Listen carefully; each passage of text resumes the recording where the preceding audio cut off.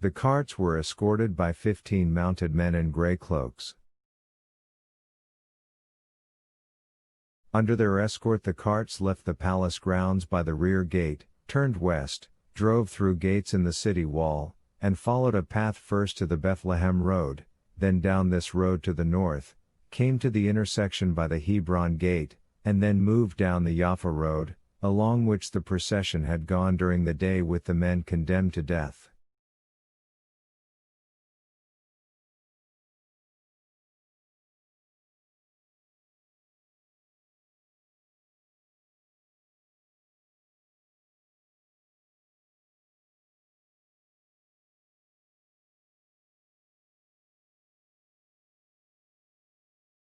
By that time it was already dark, and the moon appeared on the horizon.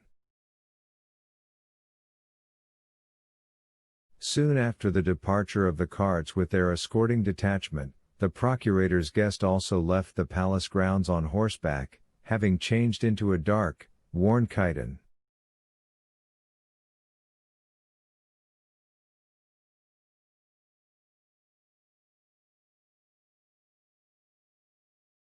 The guest went not out of the city but into it.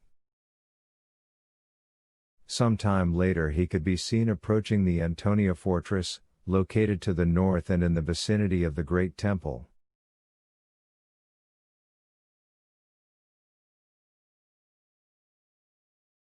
The guest did not spend much time in the fortress either, and then his tracks turned up in the lower city, in its crooked and tangled streets.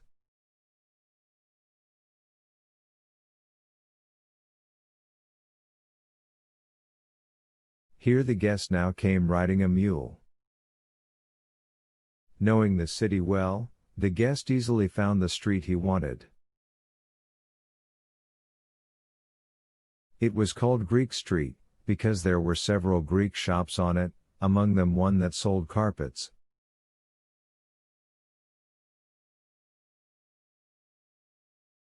Precisely by this shop, the guest stopped his mule, dismounted, and tied it to the ring by the gate.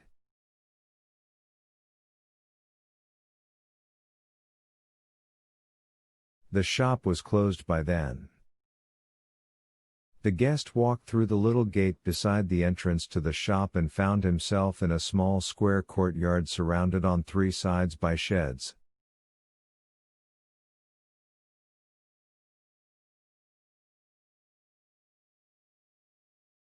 Turning a corner inside the yard, the guest came to the stone terrace of a house all twined with ivy and looked around.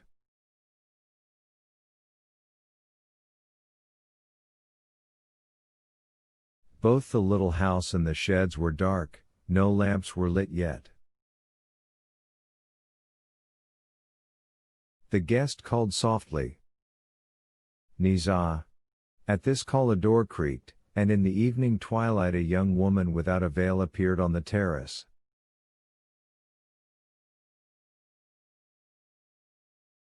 She leaned over the railing, peering anxiously, wishing to know who had come. Recognizing the visitor, she smiled amiably to him, nodded her head, waved her hand.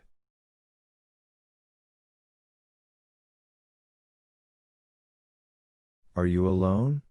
Afranius asked softly in Greek.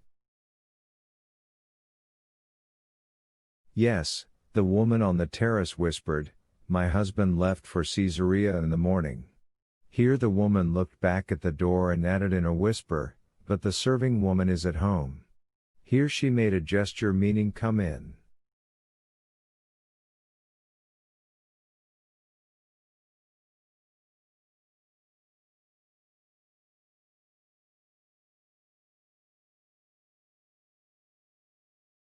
Afranius looked around and went up the stone steps.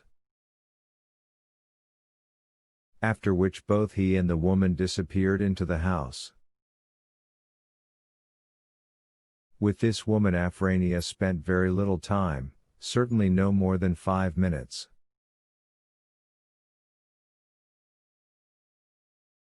After which he left the house and the terrace, pulled the hood down lower on his eyes, and went out to the street.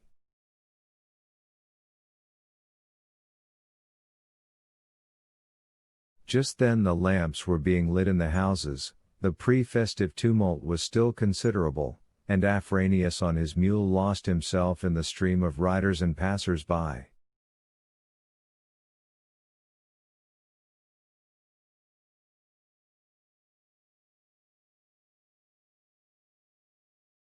His subsequent route is not known to anyone. The woman Afranius called Nizah, left alone, began changing her clothes, and was hurrying greatly.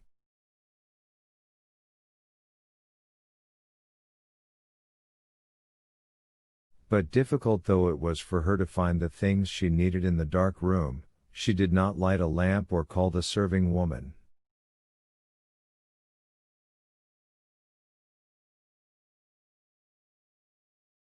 Only after she was ready and her head was covered by a dark veil did the sound of her voice break the silence in the little house.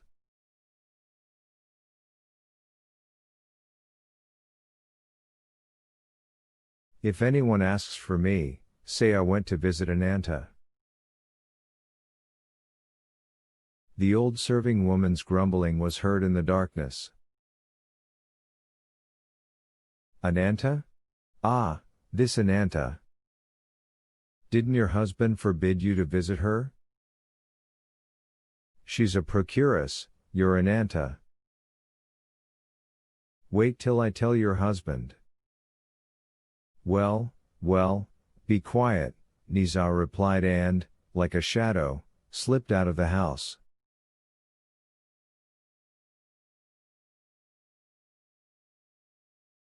Nizah's sandals pattered over the stone flags of the yard.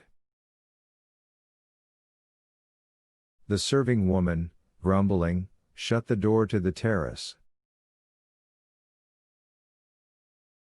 Nizah left her house.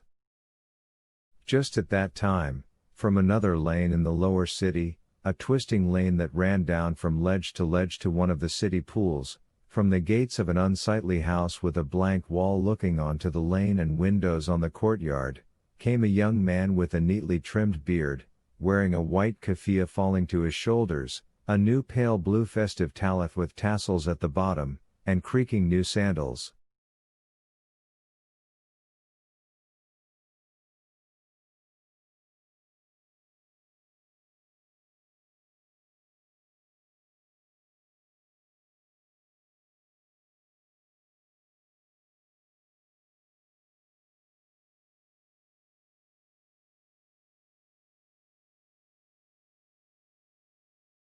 The handsome, aquiline-nosed young fellow, all dressed up for the great feast, walked briskly, getting ahead of passers-by hurrying home for the solemn meal, and watched as one window after another lit up.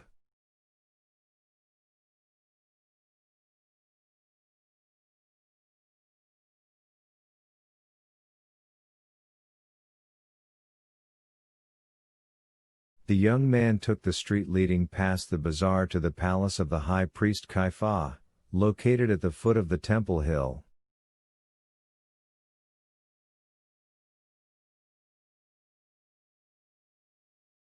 Some time later he could be seen entering the gates of Kaifa's courtyard. And a bit later still, leaving the same courtyard. After visiting the palace, where the lamps and torches already blazed, and where the festive bustle had already begun, the young man started walking still more briskly, still more joyfully, hastening back to the lower city.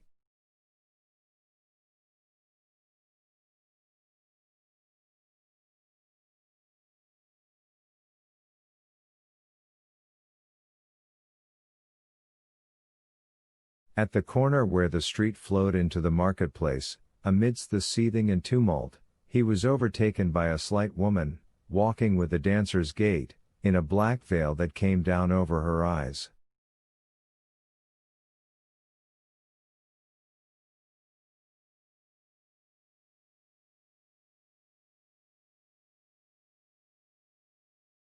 As she overtook the handsome young man, this woman raised her veil for a moment, cast a glance in the young man's direction, yet not only did not slow her pace, but quickened it, as if trying to escape from the one she had overtaken.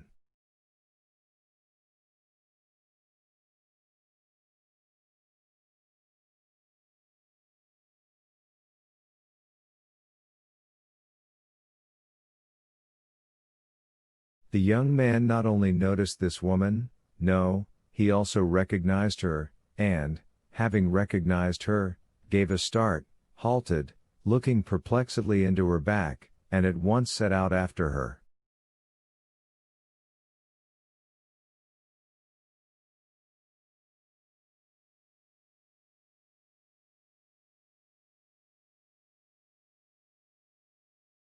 Almost knocking over some passerby carrying a jug, the young man caught up with the woman, and, breathing heavily with agitation, called out to her.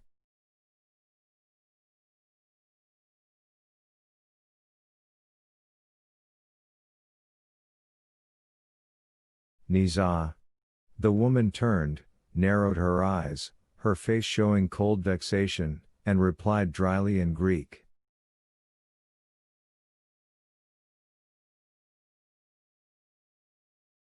Ah, it's you, Judas? I didn't recognize you at once.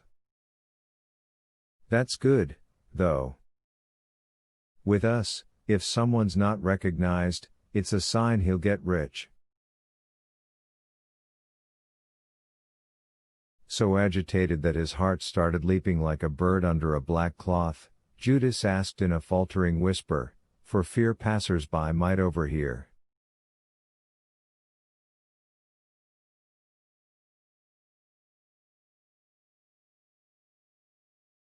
Where are you going, Nisa?